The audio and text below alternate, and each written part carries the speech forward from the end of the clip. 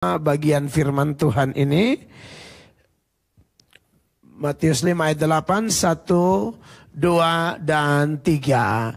Berbahagialah orang yang suci hatinya, karena mereka akan melihat Allah. Satu kali lagi, 2, 3. Berbahagialah orang yang suci hatinya, karena mereka akan melihat Allah. Perkenanan Allah di sini ditandai dengan kalimat mereka akan melihat Allah.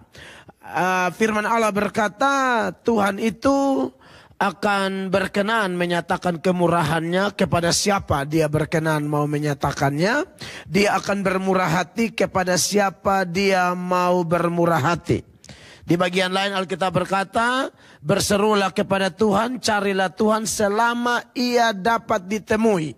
Artinya bahwa Tuhan tidak selalu mau ditemui. Bapak Ibu terkasih, kalau kita baca tentang 10 gadis, ada yang bodoh 5 dan ada yang bijak 5. Untuk yang bijak pintu dibukakan, tapi untuk yang 5 pintu ditutup. Artinya tidak berkenan ditemui. Maka dari itu, saudara-saudara diberkati oleh Tuhan Yesus Kristus, salah satu syarat penting menurut ayat kita ini, bahwa bagaimana caranya supaya seseorang itu berkenan di hadirat Allah.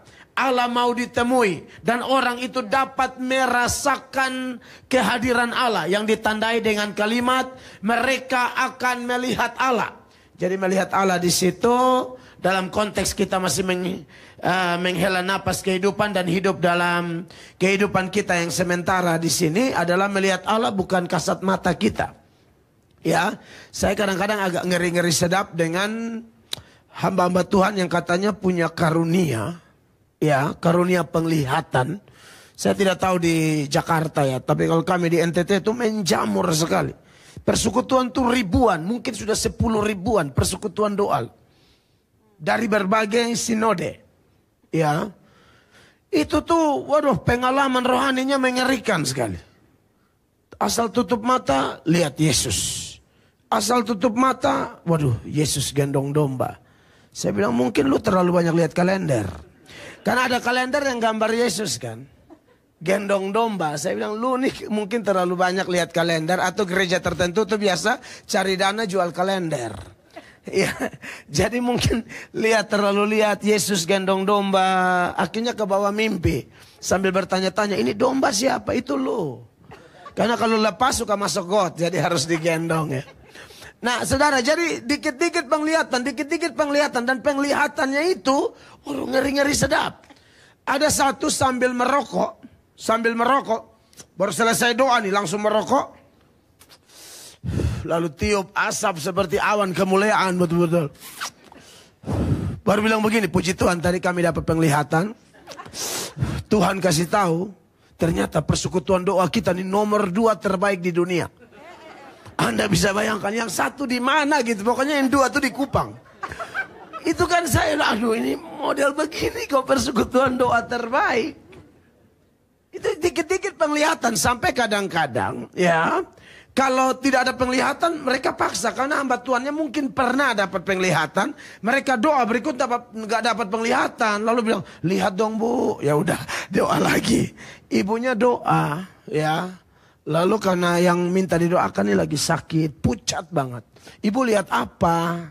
Ibu bilang, Tuhan kasih tunjuk di tangan kanan kamu tuh gelas. Oh haleluya, haleluya.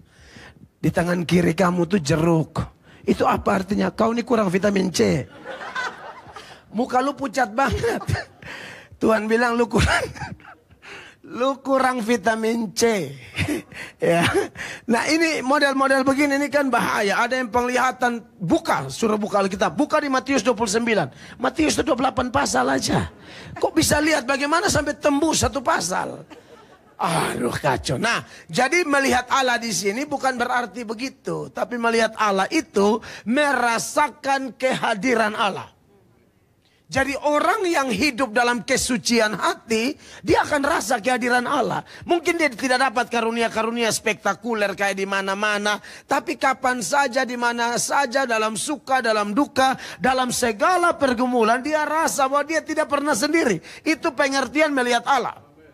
Seorang kosmonot Uni Soviet yang injak kaki di bulan namanya Yuri Gagarin. Yuri Gagarin itu waktu di bulan dia kan seorang ateis. Dia betul-betul sampai di bulan. Lalu waktu pulang ke bumi diwawancarai oleh wartawan, reporter TV waktu itu. Bagaimana di bulan? Dia bilang saya sudah sampai di bulan.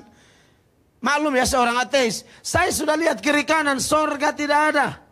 Neraka tidak ada. Karena dia tidak percaya adanya Allah. Saya sudah injak kaki di bulan, tapi lihat kiri kanan gak ada tuh surga neraka. Saya yakin Tuhan tidak ada. Waktu berita itu dimuat di koran, seorang pendeta tanggapi komentarnya di koran itu. Pendeta itu bilang begini, kamu itu tidak lihat apa-apa karena tadi waktu di bulan tuh kau pakai itu alat napas O2. Coba kau lepas tadi, kau langsung lihat neraka. Karena ini dimensinya. Ini dimensinya dimensi rohani, dimensi kekekalan. Bukan seperti saya lihat Bapak Gembala. Bapak Gembala lihat saya, bukan begitu. Pengertian orang yang suci hatinya akan melihat Allah tuh dia merasakan kehadiran Allah. Beda sama anak Tuhan Jim Irwin, ketika dia injak kaki di di bulan itu, dia tersungkul karena dia merasakan hadirat Allah begitu kuat. Anak Tuhan sejati dalam ibadah model apapun, kita akan menikmati, aduh indah sekali, luar biasa sekali, menyembah, tenggelam dalam hadirat Tuhan. Maka dari itu saudara-saudara, saya pikir dikaitkan dengan tema besar God's Favor di tahun 2025 dari gereja ini, maka salah satu hal yang perlu ditekankan adalah kesucian hati. Nah, ada beberapa hal yang saya mau seberangkan kepada jemaat pada ibadah ini. Yang pertama adalah saya catat di sini, saya mau mengantar kita menyoroti kondisi hati manusia pasca kejatuhan.